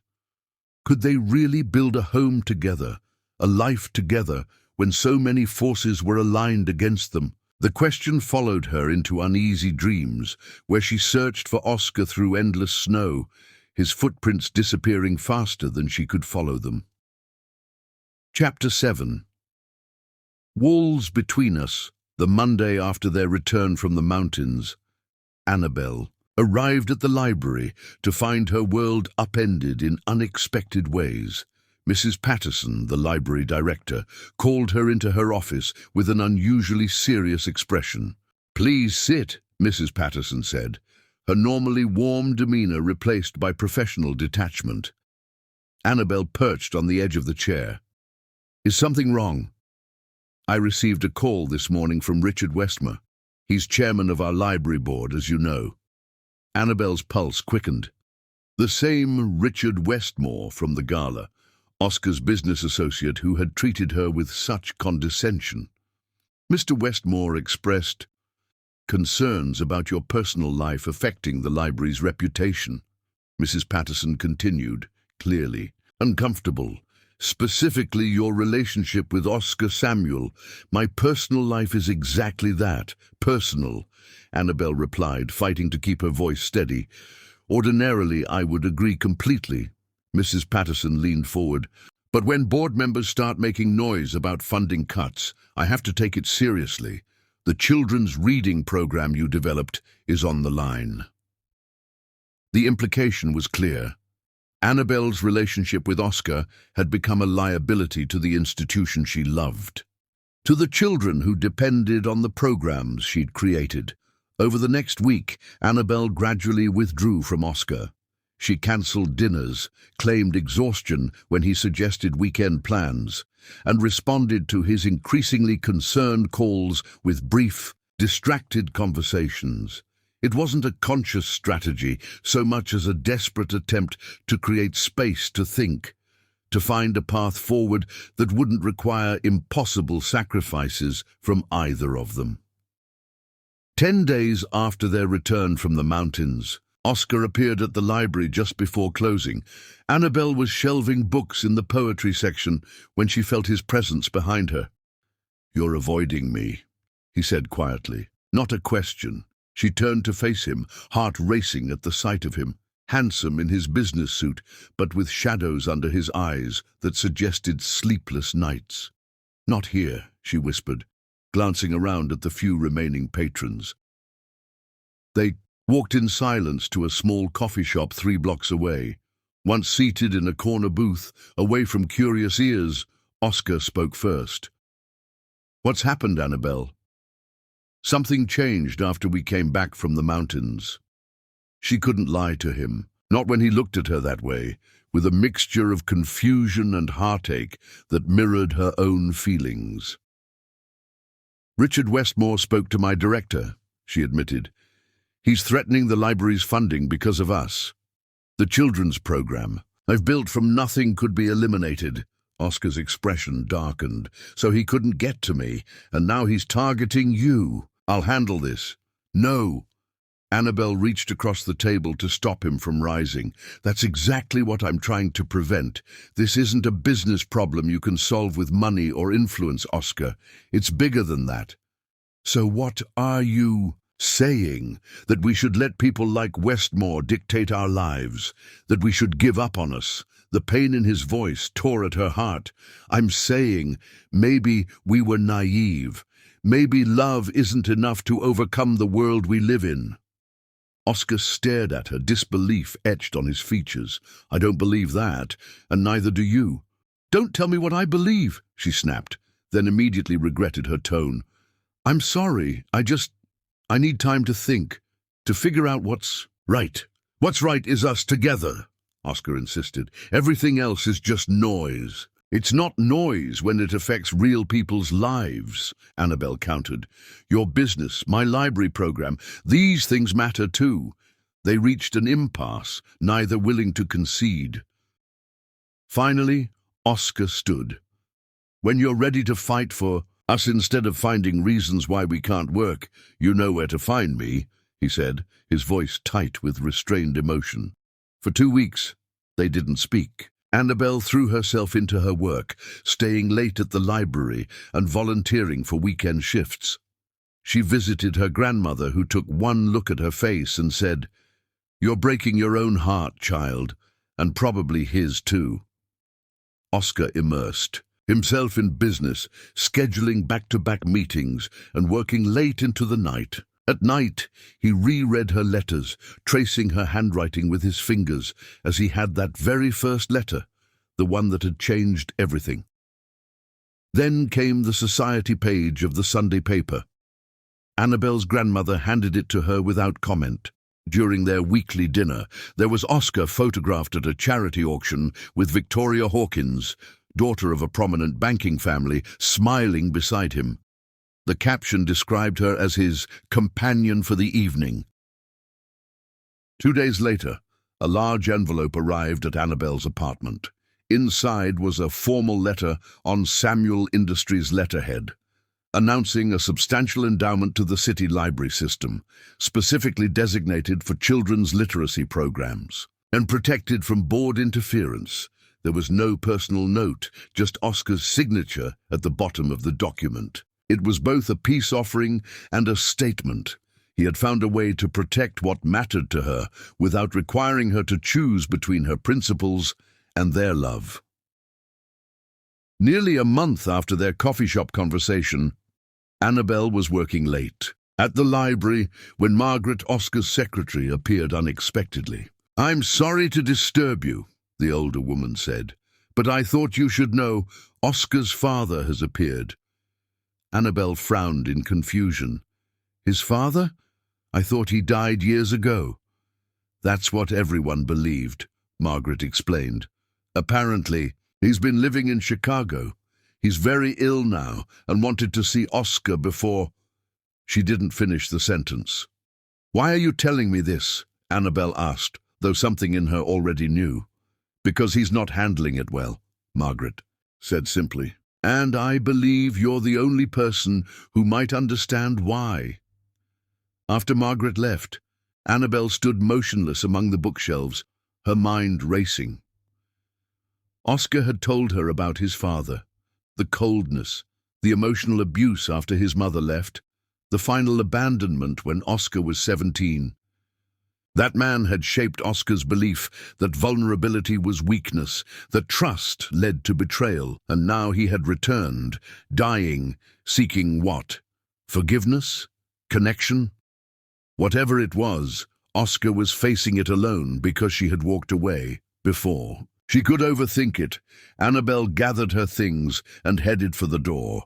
Some walls were built by others, some by circumstance, but the one between her and Oscar now was largely of her own making. It was time to tear it down. Chapter 8. Vulnerability. The hospital corridor stretched before Annabel like a gauntlet. Each step toward the private room at the end felt weighted with significance. When she reached the door, she hesitated. Through the small window, she could see Oscar sitting beside a hospital bed, his back to her, shoulders rigid with tension. Gathering her courage, Annabel knocked gently. Oscar turned, his expression shifting from guarded to stunned when he saw her. "Annabel," he said, rising from his chair. "How did you—" "Margaret told me," she admitted. "We hope that's all right." Oscar glanced back at the sleeping figure in the bed. "He's been unconscious since I arrived. The doctors say it may not be long." The clinical detachment in his voice couldn't disguise the turmoil beneath. Annabel stepped fully into the room, closing the distance between them. "I didn't come for him," she said softly. "I came for you." Something in Oscar's carefully maintained composure fractured. He reached for her hand, holding it like a lifeline. "I didn't think I'd see you again." "I've been a fool," Annabel whispered, squeezing his fingers. "Running away instead of running toward you." They sat together by the bed, speaking in hushed tones about the past weeks. Oscar explained his father's sudden reappearance. The older Samuel was in the final stages of liver disease, with perhaps days to live. "I'm not even sure why I came," Oscar confessed. "I've hated this man for most of my life." "Because you needed to finish this chapter," Annabel said, "to look him in the eye one last time." A sound from the bed interrupted them. Oscar's father had opened his eyes, his gaze unfocused but seeking. Oscar stiffened, years of hurt and anger visible in his expression. "Son?" The word emerged as a rasp from the older man's throat. Oscar didn't respond immediately. Annabel felt him wrestling with emotions too complex for words. She squeezed his hand in silent support. "I'm here," Oscar finally said, his voice carefully neutral. "You came." His father's surprise was evident even through his weakness. A long silence stretched. Between them, decades of absence and pain condensed into the space of a hospital room. Finally, the older man spoke again, each word clearly an effort. "I was wrong about everything." His gaze moved to Annabel, then back to Oscar. "Don't make my mistakes." "Which ones?" There were so many. His father didn't flinch at the bitterness. Pushing away love, being too afraid to be vulnerable. His breathing grew more labored. "Your mother loved you. I couldn't bear it." "Why are you telling me this now?" Oscar demanded, decades of hurt evident in his voice. "Because you deserve truth." His father's gaze moved to Annabel again. "She looks at you, the way your mother looked at me before I ruined it." "I don't forgive you," Oscar said quietly. "I can't." "Don't ask it." His father's voice grew weaker. "Just be better than me." His eyes drifted closed again, exhausted by the brief exchange. Hours later, as dawn broke over the city, Oscar's father slipped away quietly, his hand held loosely in his son's, a final connection neither had expected. As the nurses came to attend to procedures, Oscar and Annabel walked out together into the crisp November morning. "Come home with me," Oscar said, his voice hoarse from the night's emotional toll. Annabel nodded. "Home," she repeated, the word holding new meaning after their separation. That evening, they sat in Oscar's study, the room that had always felt most like him. A fire crackled in the hearth as snow fell gently outside, the first real snowfall of the season. "I've been thinking about what my father said," Oscar began, turning a small object over in his hands. "About pushing away love out of fear. He gave you a gift in those words," Annabel said. "Though I doubt he intended to." Oscar nodded. "My whole life has been structured around avoiding vulnerability, building walls nobody could breach, until a misaddressed letter found its way to me." He smiled at the memory. "Until you found your way to me, we found each other," Annabel corrected gently. "Yes," Oscar took her hand, "and I never want to lose you again, Annabel. These past weeks showed me what life is without you, successful by all external measures, but hollow at its core." Oscar's expression grew serious. "I've been carrying this around since before our fight," he said, opening his hand to reveal a small velvet box. "I was waiting for the right moment." Annabel's breath caught as he opened the box, revealing a vintage emerald ring surrounded by tiny diamonds. "It was my grandmother's," Oscar explained. "She made me promise to give it only to someone who made me feel the way my grandfather made her feel, like home had nothing to do with place and everything to do with person." Tears welled in Annabel's eyes as Oscar slid from the couch to one knee before her. "Annabel Kullo, will you marry me? Not because it's proper or expected, but because I cannot imagine my life without you in it. Because you make me brave enough to be vulnerable, to tear down walls instead of building them. Because I love you more than I thought it was possible to love another person." "Yes," she whispered, pulling him up to kiss him. "Yes, Oscar Samuel, I will marry you." As he slipped the ring onto her finger, the emerald catching the firelight like a captured flame, Annabel thought of that first misdirected letter, the mistake that had led to the greatest truth of her life. "What are you thinking?" Oscar asked, noticing her contemplative smile. "That sometimes the universe knows better than we do where our words should land," she replied. "That sometimes what looks like a mistake is actually the beginning of everything, right?" Chapter 9. Building Bridges. The news of their engagement spread quickly. By Christmas, Annabel and Oscar had grown accustomed to the spectrum of reactions. From genuine congratulations to thinly veiled disapproval. What surprised them most was how little they cared about the latter. "You've changed me," Oscar told Annabel one evening as they decorated the first Christmas tree he'd had in years. 6 months ago, I would have been calculating the business impact of every raised eyebrow." Annabel smiled, hanging a handmade ornament her grandmother had given them. "And now? Now I understand what actually matters." He pulled her close, kissing her temple. "And it isn't Richard Westmer's opinion."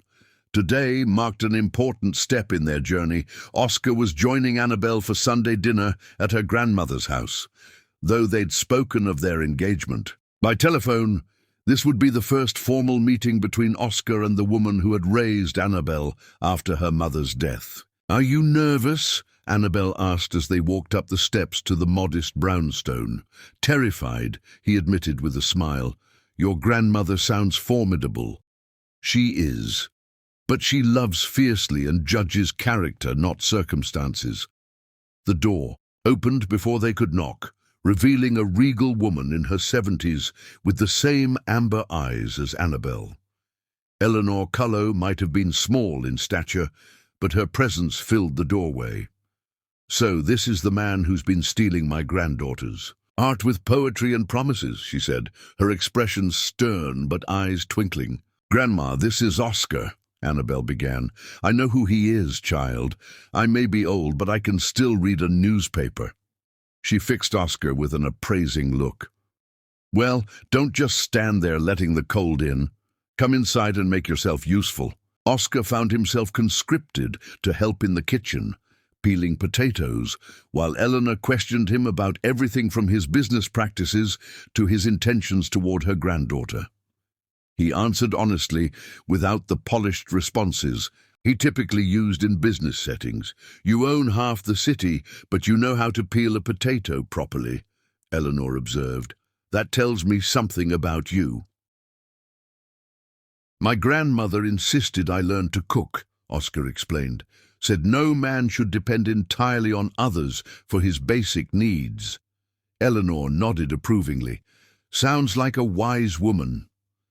By the time dinner was served, Oscar had passed whatever silent test Eleanor had administered. The meal was filled with stories of Annabel's childhood, her mother's talent for music, and Eleanor's own days as a young activist fighting for civil rights. Later, as they helped clean up, Eleanor pulled Oscar aside while Annabel was in the other room. She's had heartbreak enough in her life, the older woman said quietly. Her father leaving when she was little, her mother dying young. I need to know you won't add to that tally. Oscar met her gaze directly. I would cut out my own heart before hurting her intentionally, he said simply. Eleanor studied him a moment longer, then nodded. You'll do, she pronounced. Now about this wedding. Have you two set a date? January brought wedding plans and a search for their home. After viewing numerous properties, they found an elegant brownstone in a transitional neighborhood located perfectly between their two worlds. The house needed work, but had good bones, high ceilings, and built-in bookshelves that made Annabel's eyes light up. It's perfect, she declared, standing in the empty living room, envisioning their future. It feels like us. Oscar watched her moving through the space, trailing her fingers along the woodwork. It does, he agreed. A place that isn't mine, or yours, but ours. That evening, as they celebrated their decision with champagne in Oscar's penthouse, the telephone rang. It was Margaret, calling with news that would change their plans in unexpected ways. The Jenkins manufacturing contract has been cancelled, she reported.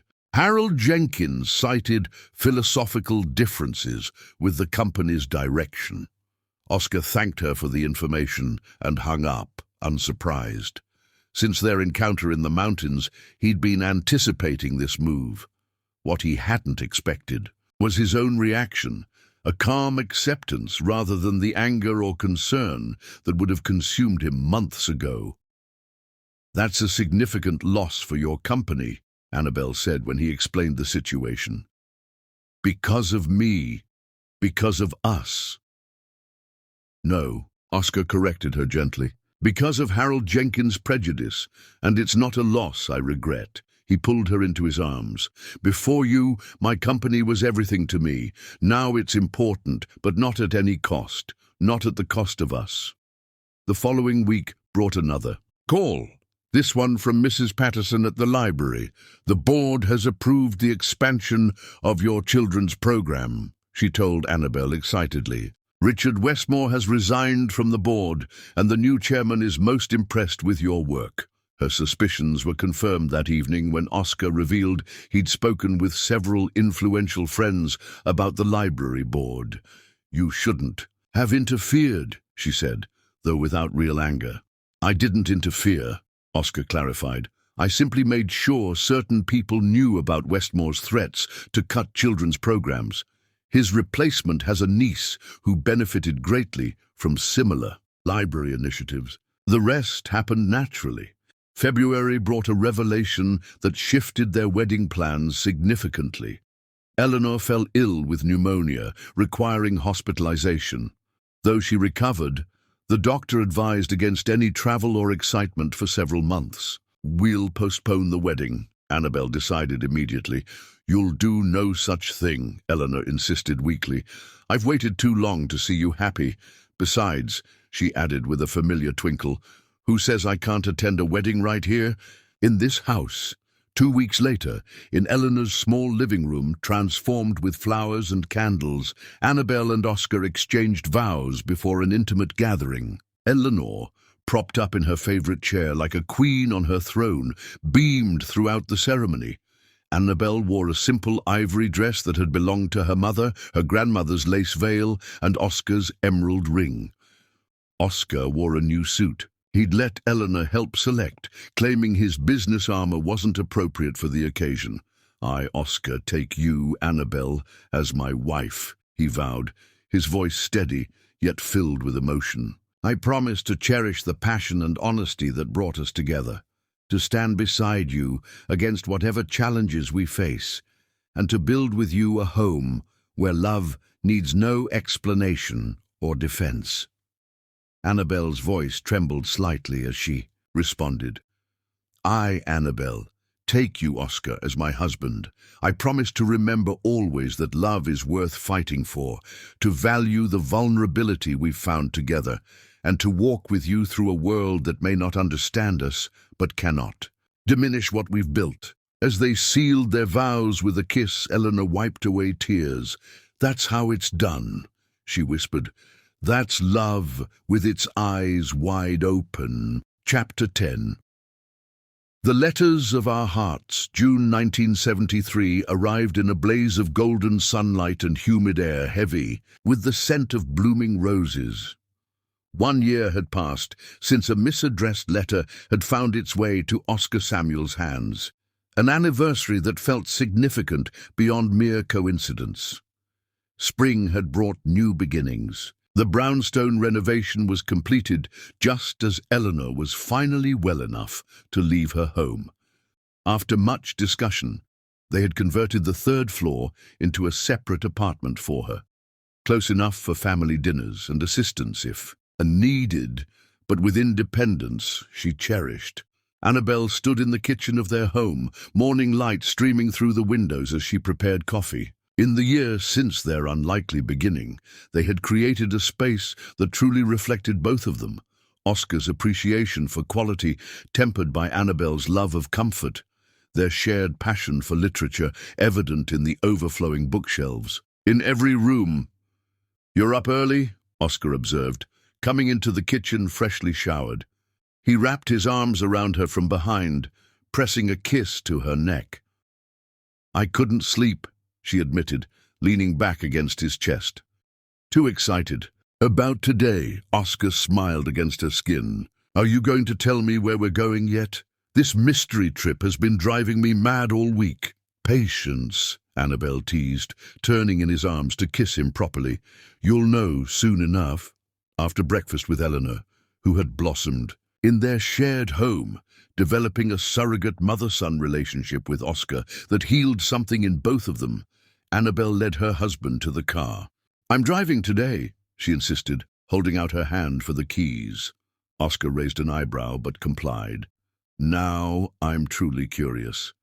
Annabelle navigated the city streets with confidence, eventually turning onto roads that led to the mountains, the same route they had taken to Oscar's cabin the previous autumn. But instead of continuing toward that destination, she turned onto a smaller, less familiar road. 20 minutes later, she pulled up to a small clearing surrounded by ancient oak trees. A humble wooden mailbox stood at the entrance to a narrow path. This is it, she announced, turning off the engine. Oscar looked around, confused. What is this place?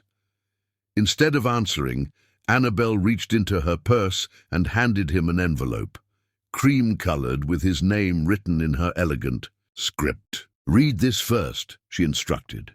Puzzled but intrigued, Oscar opened the envelope. My dearest Oscar. 1 year ago today, a letter I wrote found its way to you by mistake, or perhaps by some design greater than either of us could comprehend. That misdirected letter began our story, words on paper somehow bridging the distance between two souls who hadn't yet met, but somehow belonged together. Today, I want to give you something that can't be lost or misdirected, something that belongs only to us. Follow the path and discover what love has built. Forever yours, Annabelle. Oscar looked up from the letter, emotion evident in his eyes. What have you done? Come and see, she replied, taking his hand. They walked the winding path together, dappled sunlight filtering through the trees. As they rounded the final bend, Oscar stopped abruptly, his grip on Annabelle's hand tightening. Before them stood a small cottage surrounded by wildflowers and flowering shrubs. Simple, charming, with a generous porch and large windows, it emanated the same warmth as their brownstone, but with a rustic tranquility unique to the woods. "Welcome to our sanctuary," Annabelle said softly. "Our place, away from the world." Oscar turned to her, speechless for perhaps the first time since she'd known him. "I used my first royalty check," she explained, "from the children's book series." Her stories, born from the programs she'd developed at the library, had been published. 3 months earlier, to unexpected acclaim. The cottage had been her secret project, a gift for the man who had given her confidence to share her words with the world. Inside was a writing desk, positioned before a window overlooking a garden of roses.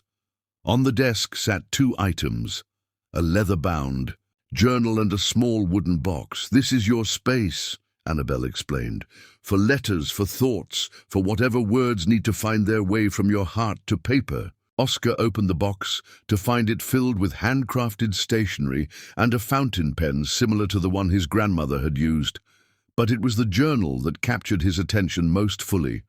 Opening it, he found the first page inscribed in Annabelle's handwriting, "The story of us, as told through the letters of our hearts."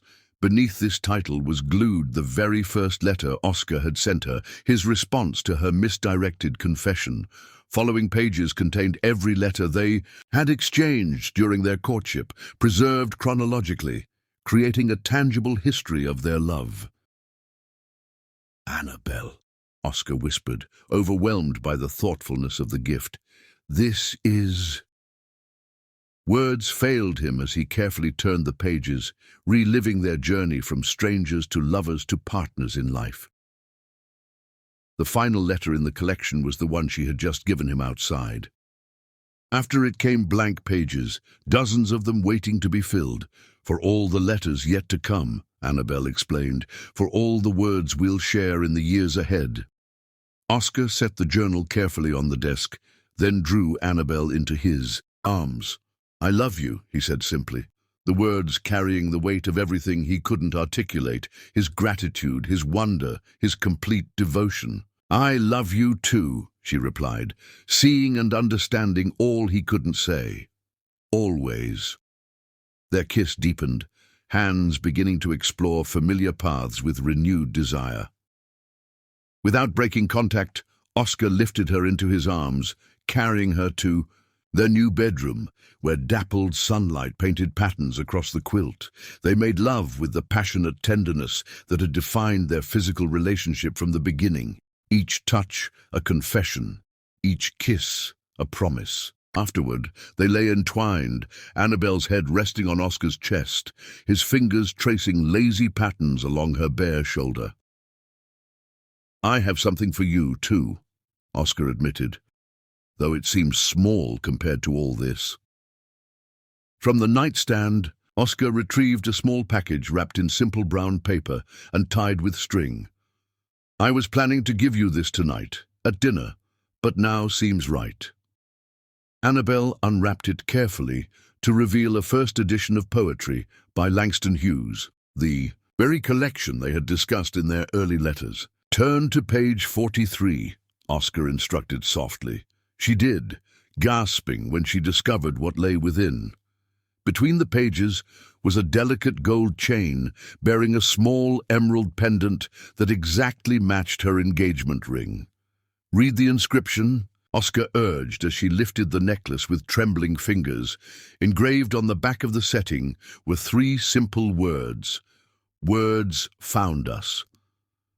As evening approached, they walked hand in hand through the gardens Annabelle had planted around their cottage. Tomorrow would bring responsibilities and challenges, the return to busy lives in the city, but tonight belonged only to them, to celebration, to passion, to the quiet joy of having found in each other the answer to questions they hadn't known to ask. Under a sky turning from gold to purple with the setting sun, Oscar pulled Annabelle close, his lips finding hers in a kiss that spoke of both contentment and desire. Their bodies fit together perfectly, familiar yet ever new, a physical manifestation of souls aligned through choice and circumstance. "Happy anniversary," he whispered against her lips. "To the first of many," she replied, her eyes reflecting all the love in her heart. A love born from a simple mistake of address, but written indelibly in the stars.